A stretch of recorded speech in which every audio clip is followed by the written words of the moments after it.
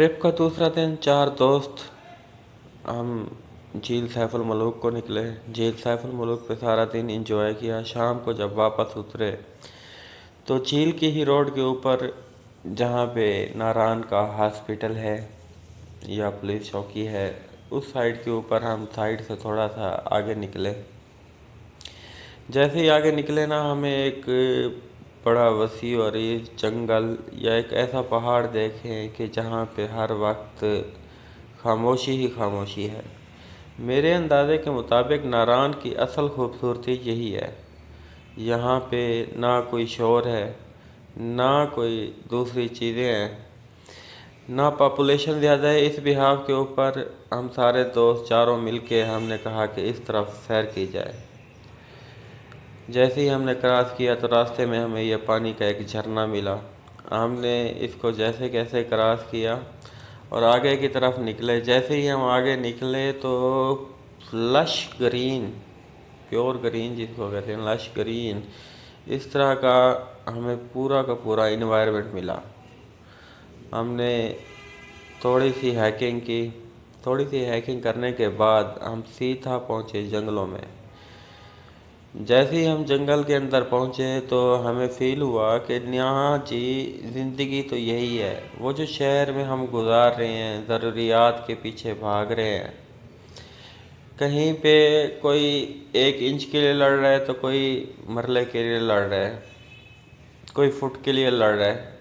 उसको छोड़ के इस पूरे जंगल के अंदर इतना सन्नाटा, इतने खूबसूरत दरख्त, खुदा की कुदरत, और वहाँ पे हमारे टशन ये कि कोई पहाड़ के पास बैठा तो कोई सैर सपाटे कर रहा, तो कोई वीडियो बनाने के चक्कर में कि यूट्यूब का चैनल चलाया जाए उस बिहाफ के ऊपर कोई वीडियो बनवा रहा है। मेरा काम मोस्टली यही था कि मैं ज़्यादा से ज़्यादा एक्सप्लोर कर सकूं।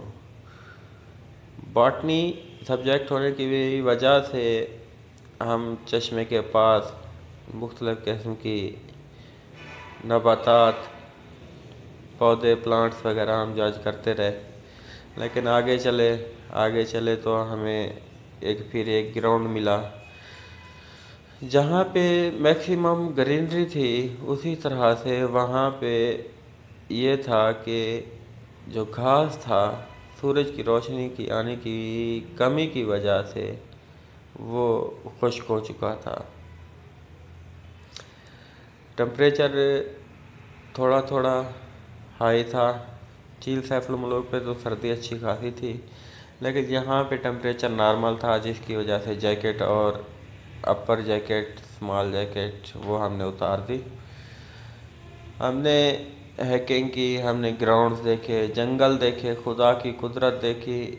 कहीं पे छलांगे लगाई तो कहीं पे हमने दोबारा जो ज़िंदगी के मज़े थे वो हमने लिए।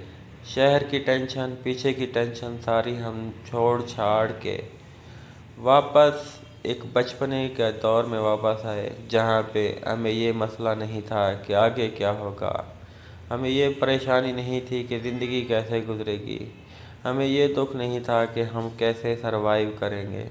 हम यहाँ पे थे तो सिर्फ़ और सिर्फ ज़िंदगी के मज़े ले रहे थे, ज़िंदगी को महसूस कर रहे थे।